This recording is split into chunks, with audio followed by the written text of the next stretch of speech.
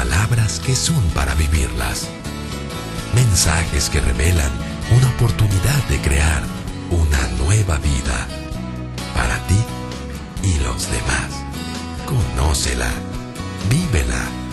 Palabra Viva, una iglesia para vivir. Que va a motivar tu vida, te va a alentar, te va a propiciar fe, esperanza. ¿Sabes? Cada vez que leo la Biblia encuentro algo fresco, algo nuevo. Está tan llena de riquezas. Es impresionante todo lo que se puede ver.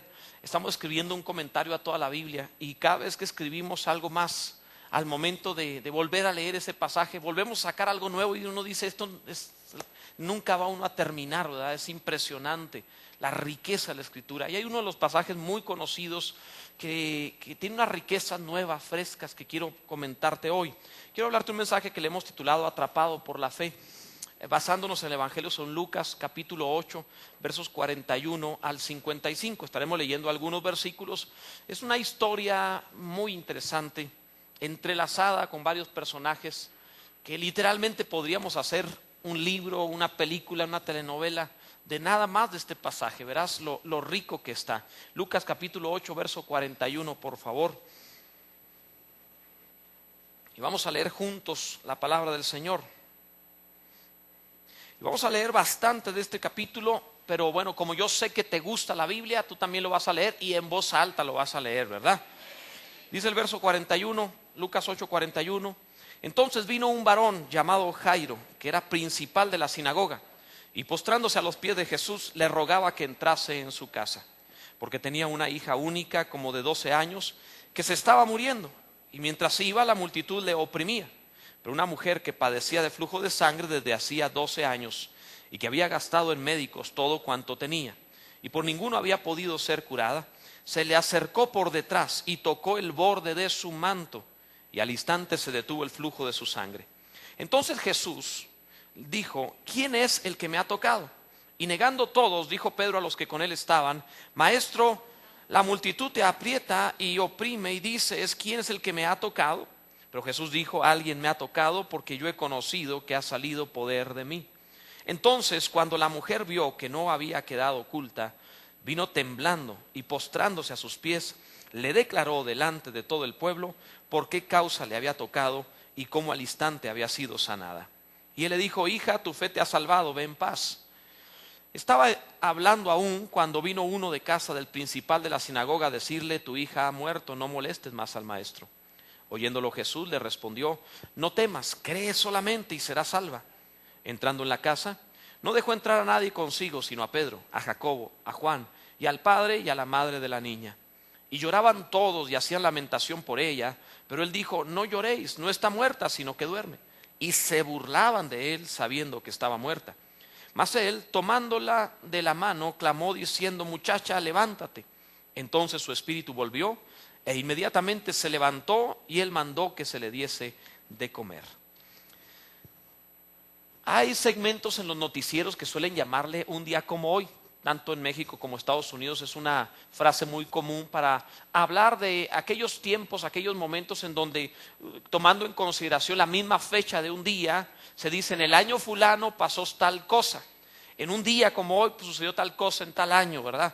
Y se mencionan fechas de nacimiento de personas relevantes, importantes, acontecimientos, circunstancias que tuvieron, valga la redundancia nuevamente, una relevancia en la historia de la humanidad, que fueron importantes, porque con un día como hoy, es decir, siempre está como entrelazado. Este día seguramente que pasó en la historia muchas cosas muy importantes y que fueron relevantes, que fueron realmente cosas que marcaron el destino, lo modificaron, trascendieron. Es algo así como a veces se le ha llamado también el efecto mariposa, que es el hecho de pensar que el aleteo de un grupo de mariposas en México posiblemente pueda provocar un huracán del otro lado del mundo, a la postre como un efecto de dominó que va creciendo hasta que se modifica. Es decir, todo en este mundo está entrelazado. Las vidas de todos están entrelazadas. Nadie está viviendo independiente de los demás. Nadie podríamos decir que hace algo que no tenga nada que ver con su hermano. Realmente lo que tú haces tiene que ver con tu hermano y va a rebotar, permíteme el término, tarde o temprano en lo que tú estabas haciendo. Tarde o temprano a otro va a ser afectado por tus obras, por tus acciones. Nada es sin consecuencias, nada es irrelevante. Todo lo que hacemos o todo lo que dejamos de hacer tiene un efecto en el resto de este mundo. Estamos interconectados. Somos algo así como una especie de un gran telar universal donde cada pequeño color le añade algo para hacer una imagen, un mosaico final. Y no podemos decir que no hacemos falta, que no tenemos influencia, que no somos parte de algo más grande que nosotros. Así funciona la creación de Dios. Lo hizo de esa forma. Ahora, en la historia que vemos, que acabamos de leer, encontramos por lo menos dos vidas entrelazadas, por no hablar de más. Por un lado tenemos a una niña, la cual enferma, es hija de un principal de la sinagoga llamado Jairo, la cual enferma muy gravemente de muerte, dice la Escritura. Yo quisiera imaginar un poquito que hubo un momento en la historia en el cual hubo una fiesta en donde un principal de la sinagoga presentó a su hija y dijo, o estaba quizá este hombre subiendo para ser un principal de la sinagoga, estaba en ascenso en aquel tiempo y tuvo una fiesta para presentar a su niña y la presentó a todos diciendo, esta niña es mi hija y se llamará así, y empezó a darle gracias a Dios. Y este hombre que iba en ascenso en la carrera religiosa, quizá pasó uno de sus mejores momentos en el momento de presentar a esta niña. Cabe también señalar que estaba ligado a otra vida más, en la cual encontramos a una mujer que en esos mismos momentos está quedando enferma, está dañándose su cuerpo y queda enferma de flujo de sangre, su matriz se daña y queda enferma. Y cuando uno ve estas vidas entrelazadas, pasan los años. 12 años después, Jesús pasa por una calle donde están alrededor los personajes que acabamos de leer. Y cuando Jesús pasa por ahí, viene Jairo a decirle a Jesús que su hija está enferma, esa niña que presentó, ahora que él es un principal de la sinagoga, ahora que es un intérprete de la ley, ahora que es un hombre importante en la sociedad religiosa y política de Israel, ahora viene a rogarle a Jesús porque su hija está enferma, porque su hija se encuentra en una situación de muerte, una situación muy difícil. Y por otro lado también aparece una mujer enferma de flujo de sangre. Yo quiero que veas algunas cosas. Primero, cuando analizamos sobre esto, encontramos el caso de esta mujer que seguro que no tenía acceso hacia la sinagoga donde Jairo era el principal. Porque según la ley de Moisés, cuando una mujer tenía flujo de sangre era considerada inmunda. Esta clase de enfermedad ocasionaba que se le excluía del templo, se le excluía de la sinagoga y de la vida religiosa. Incluso no podía tocar a nadie, porque si tocaba a una persona se consideraba por ley que había contaminado a la persona. Ahora dicha persona tenía que ofrecer ciertos sacrificios para ser declarado limpio nuevamente e incluido en la comunión del pueblo. Pero ella jamás podría tener esa comunión. Ella estaba excluida, no tenía relación con la vida del pueblo de Israel. Y cuando vemos esto, estas dos vidas son como una sola vida.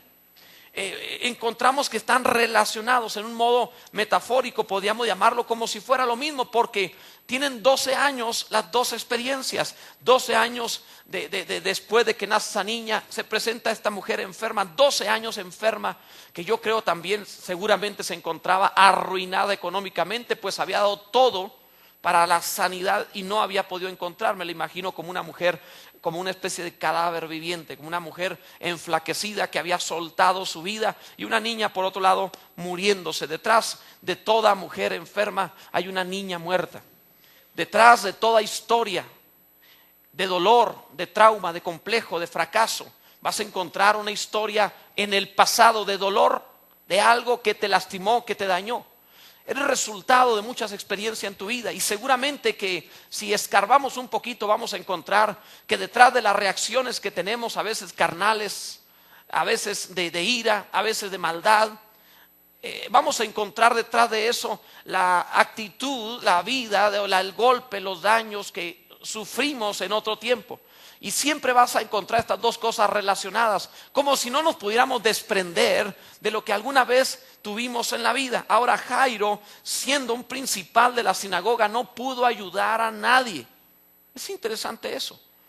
Han pasado 12 años y Jairo no pudo ayudar a ninguna de esas dos personas. Es el hombre de Dios, el religioso del momento, pero también es el fracaso de la religión.